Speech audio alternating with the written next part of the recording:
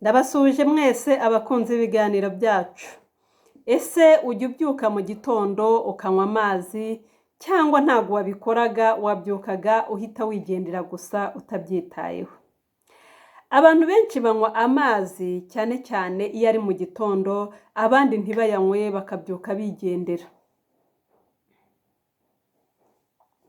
Rimwe na rimwe hari abanywa amazi ashyushye, abandi bakanywa amazi akonje, ariko mu buryo bayanywamo ntabwo basobanukiwe neza. Ese aya mazi tunywa tugomba kunywa ingano ingana gute?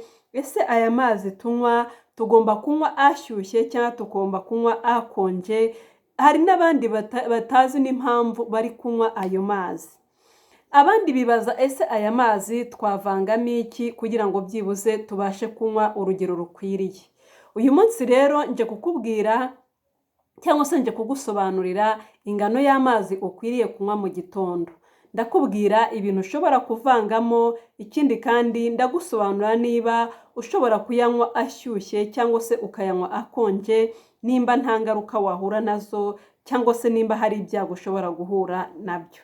Ikaze rero, ni muganga Theophila nk'ibisanzwe mu kiganiro cyacu cya Rengera Ubuzima, aho tuje kubasobanurira uburyo dukwiye kunywa amazi mu gitondo nubwo abantu bamwe mutabikozwa. Wakwibaza uti rero kuki amazi ya mu gitondo? Kuki tugomba kunywa amazi mu gitondo? Ubusanzwe nijoro tumara igihe kinini turyamye. Cya gihe kinini tumara umubiri wacu uba uri gukoresha ya mazi twanyweye ku manywa, nta n'ayandi tuba twanyweye muri iryo joro. Iyo tubyutse rero mu gitondo, umubiri wacu uba ukeneye amazi kugira ngo wongere uhehere. Niyo mpamvu rero mu gitondo umuntu wese igihe abyutse aba agomba gufata amazi akanywa kugira ngo bikomeze bifashe imikorere y'umubiri, kugira ngo umubiri utangire gukora neza, kugira ngo mbese umubiri ukanguke. Benshi rero bibaza ese ari iyihe ngano y'amazi bakwiye kunywa? Mu bisanzwe hari ingano y'amazi abantu mukwiye kunywa ku munsi. Hari rero n'iyo ukwiye kunywa mu gitondo. Ntabwo uzafata akajerekani kose ngo ugotomere ngo wumve ngo ubuzima buri bugende neza.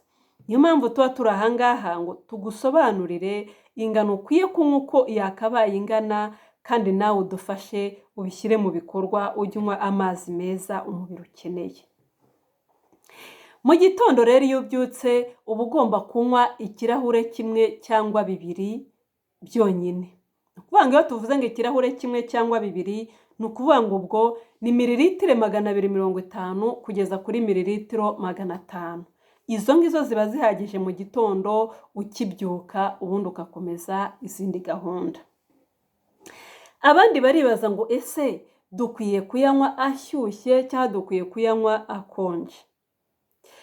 Ubundi kunywa amazi ashyushye cyangwa se y'akazuyazi bikunze gufasha abantu bamwe, ndetse na cyane ko hari abumva kuba banyweye ay'akazuyazi bakumva batuje kandi bikoroshya n'igogorwa. Ariko kandi amazi akonje yo atuma umuntu yumva agaruye ubuyanja. Niyo mpamvu rero wowe n'imiterere y'umubiri wawe n'icyo ukeneye ugomba guhitamo ayo ugomba kunywa. Nimba ukeneye kugarura ubuyanja, uranywa amazi akonje. Nimba ukeneye ko igogorwa rikorwa neza cyangwa se kumva utuje, uranywa amazi y'akazuyazi. Hari abantu bibaza rero ati ni iki twavangamo? Hari umuntu kunywa amazi byo yonyine yumva bimubangamiye, akaba atabasha no kunywa n'ikirahure kimwe ngo akimare. Bityo rero agakenera utuntu two kuvangamo kugira ngo tumufashe kunywa ya mazi. Utwo tuntu two kuvangamo rero hari ibintu bitatu naguhitiyemo byiza by'ingenzi wakabaye uvangamo kugira ngo ubuzima burusheho no kugenda neza. Ikintu cya mbere ukwiye kuvangamo ni indimu. Impamvu indimu ni uko ikungahaye kuri vitamine C, biragufasha kongera ubudahangarwa, birafasha igogora, ni ibintu byinshi cyane indimu iri bufashe ku buzima bwawe.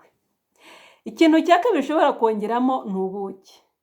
Impamvu navuze ubuki ni uko hari umuntu wumva adashoboye kunywa amazi ari yonyine. Niyongeramo ubuki biraryoha, hanyuma abinywe biryoshye. Ikintu cya gatatu ugomba kongeramo ni jinga cyangwa se tangawizi. Impamvu ino tangawizi ishobora gufasha cyane cyane ku bantu bamwe bafite aside nyinshi mu gifu. Iyo rero tukubwiye ibi bintu bitatu byo kuvangamo, birashoboka ko hari undi muntu we utabasha no kubibona, nta mpamvu yo kwigora, amazi yonyine arahagije mu gihe udafite ibyo bindi. Ikindi kandi ntabwo ari ngombwa ko amazi uyavangamo ibi bintu, kuyanywa yonyine ntacyo bitwaye, kuyanywa yonyine birahagije, ubuzima bukagenda neza. Icyitonderwa cyangwa se akantu ugomba kwitaho cyane igihe uri kuvanga ibintu runaka mu mazi. Niba ufite ikibazo cy'igifu, hari ibintu utagomba kuvanga muri aya mazi, cyane cyane ibintu bikungahaye kuri aside nyinshi. Kuko nibigenda bikajya muri cya gifu gifite ikibazo, ububabare buriyongera mu nda aho gukemura ibibazo. Aka kanya rero we tuganira ubana natwe buri munsi, ni wowe ufite inshingano zo kunywa ayo mazi kuko ari ingirakamaro ku buzima bwawe. Wanywa akonje, wanywa ashyushye, byose biremewe. Icya mbere ni uko we hari icyo ukeneye. None nakwibaza nti, cyangwa se nawe nkakubaza nti, ese wowe unywa amazi angana ate mu gitondo? Uri muri bamwe banywa akajerekani kose? Uri muri bamwe banywa ibirahure 5? Ikindi cya kabiri, ese wowe unywa akonje cyangwa unywa ashyushye? Niba rero hari kimwe ukora muri ibi ngibi, twandikire muri komenti, tubwire uko ubigenza, kandi wibagirwe gukora subscribe nimba utarayikora, ushyireho like ku kiganiro nimba wagikunze. Ikindi kandi cyohereza inshuti zawe, nazo zikeneye gusobanukirwa, zikeneye kumenya ingano y'amazi bagomba kunywa mu gitondo. Nkwibutsa ko ari mililitiro 250 kugeza kuri 500 bingana n'ikirahure kimwe cyangwa se 2. Mukomeze mugubwe neza rero, mwirinda kunywa amazi nabi, mwirinda kunywa amazi menshi mu gitondo, ahubwo munywa amazi mu rugero.